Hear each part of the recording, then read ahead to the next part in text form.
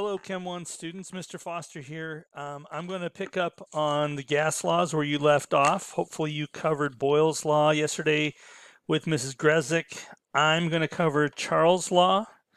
Then hopefully have something a little bit entertaining in the middle for you. And then we'll cover Gay-Lussac's law.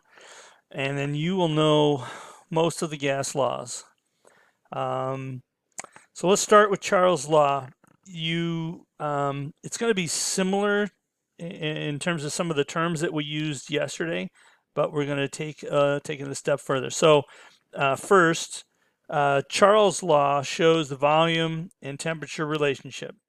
And we have found that when temperature goes up, the volume goes up. We have found that when temperature goes down, the volume went down. Now, when you do your calculations, you must be using kelvins. So that means a lot of times we're going to give you the temperature in Celsius, and you have to convert by adding 273 to it, if you remember that conversion.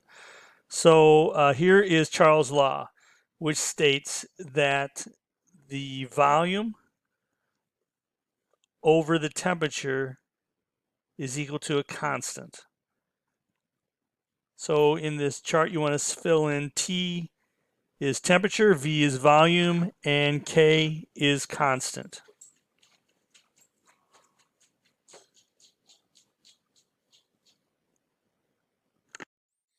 And just as in yesterday's notes, we were able to compare the relationship between pressure and volume.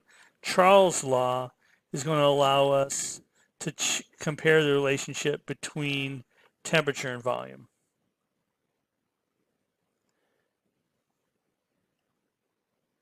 For a given gas. So we have that same relationship. V1 and T1 are the initial conditions, and V2 and T2 are the final conditions.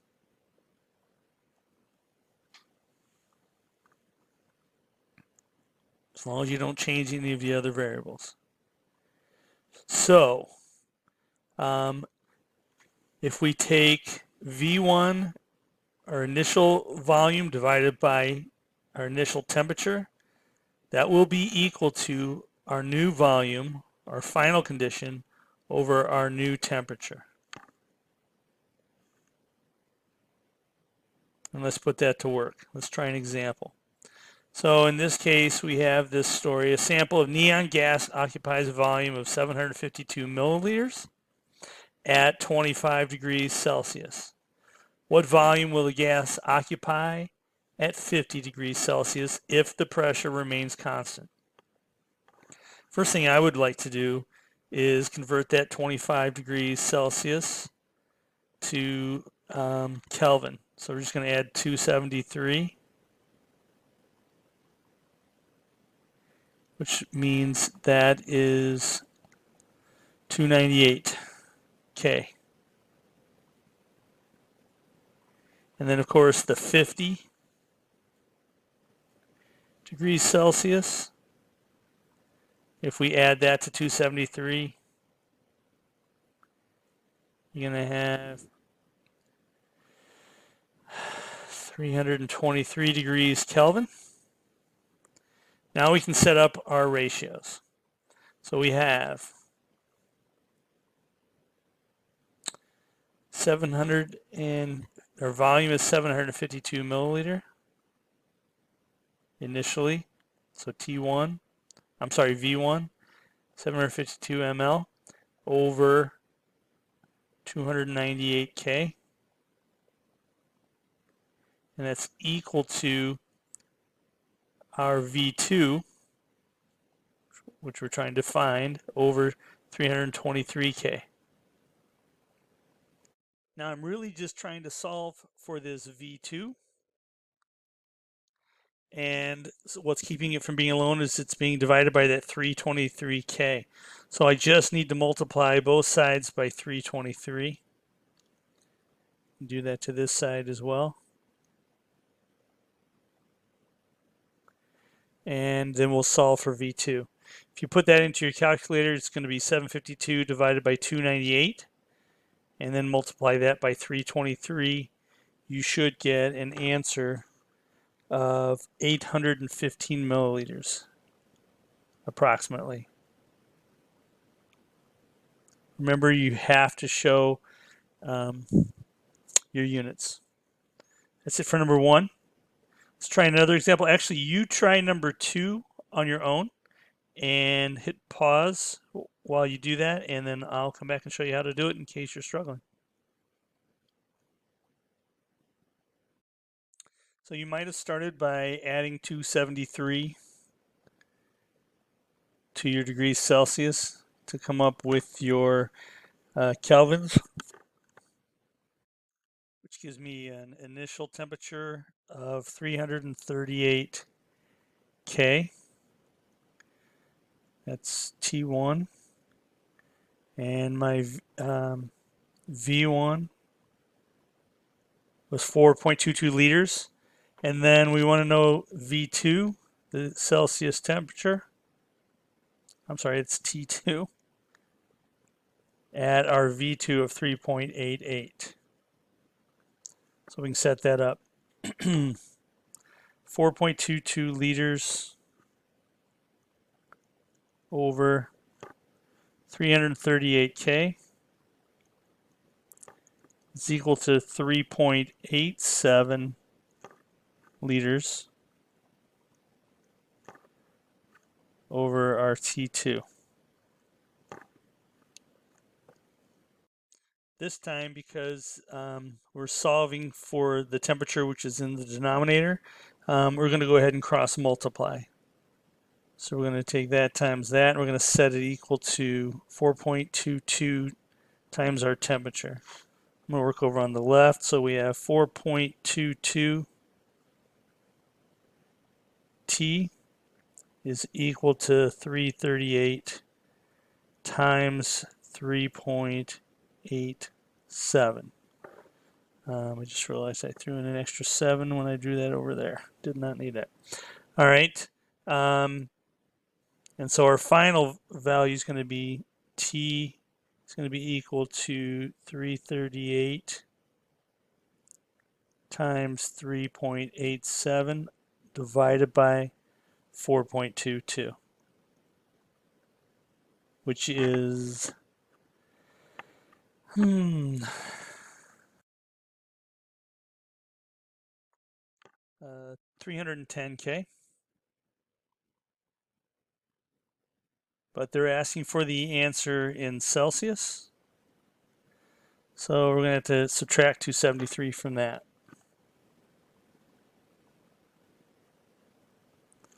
So our answer is going to be 37 degrees Celsius. There you go. That's it for the practice and the work on Charles' law. Hold tight, and we will move on to Gay-Lussac's law.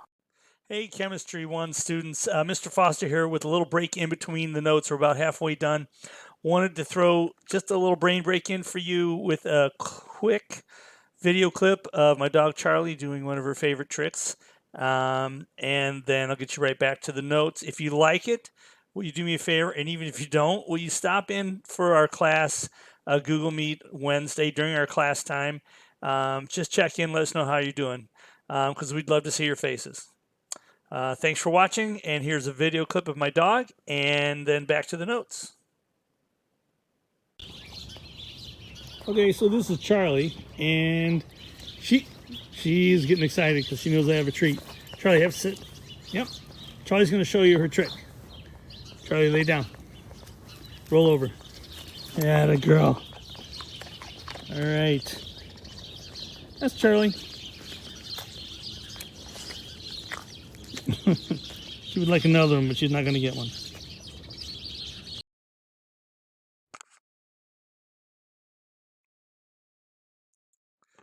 All right, so moving on. This is going to look really familiar to what we just did. So Gay-Lussac's law shows now the relationship between the other two variables, pressure and temperature. And similarly, we found that as the pressure went up, the temperature went up. And as The pressure went down, the temperature goes down. And again, we have to be measuring in kelvins. So that our relationship looks like this. Pressure over temperature equals the constant. If you want to write that in again real quickly, pressure, temperature, and constant. And so, not surprisingly, our formula starts with these initial conditions, P1 and T1, and the final conditions of P2 and T2. And again, it has to be the same gas. We can't change the other variables. So that P1 over T1 is equal to P2 over T2. Now let's try an example with that. Again, we've kind of already done this. We're just going to use one different variable. So now we're looking at a pressure of 3 atmosphere and 25 degrees Celsius. There's direction on this can that warns the user not to keep the can in a place where the temperature exceeds 52 degrees Celsius. But we want to know what's going to be the pressure in that can when it gets to 52 degrees Celsius. Why is that so dangerous? So let's go ahead and plug those in. Remember, we're going to start by converting to kelvins. So 3 atmospheres is our P1. Our T1 is going to be 25 plus 273, which is 298.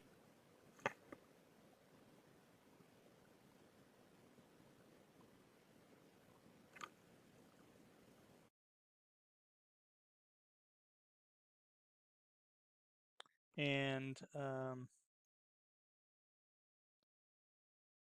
what would the pressure, gas pressure be? That's going to be our P2.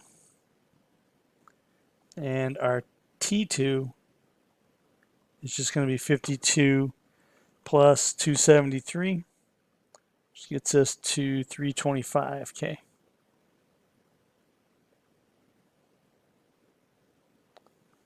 So let's set that up. We have 3 atmospheres and 298 K is equal to our pressure number 2, which we're trying to solve, over 325 K.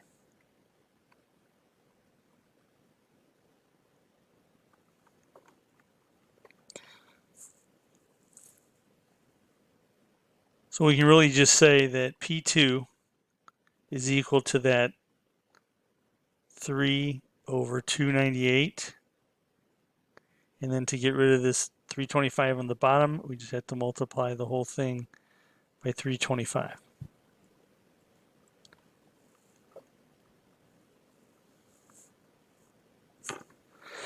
Toss that in your calculator and you're going to get 3.27.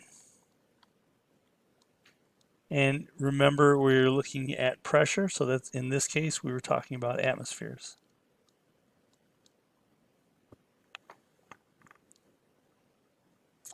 All right, rewind if you need to look at that again. Otherwise, we're going to move on to the second one, which you're going to try on your own. Again, pause me until you've had a chance to try it. So I hope it made sense, and you set it up this way and said that our P1 was 1.8 atmospheres and our T1 was 20 plus 273. And then our P2 was 1.9 atmospheres. And then our T2 was our new pressure inside the tire. Right now, in this case, we're going to need to cross multiply because we're solving for the denominator again. So we're going to go ahead and do that. That times that equals that times that. So I have 293.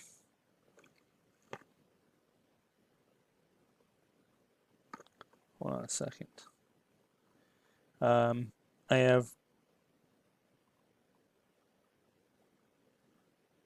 293 times 1.9 equals 1.8 times T2. All right, and I would say that I now have 556.7 equals 1.8 times T2. From your algebra, it's really simple. We're just going to divide both sides by 1.8. And we would say our final answer then, well, almost our final answer, is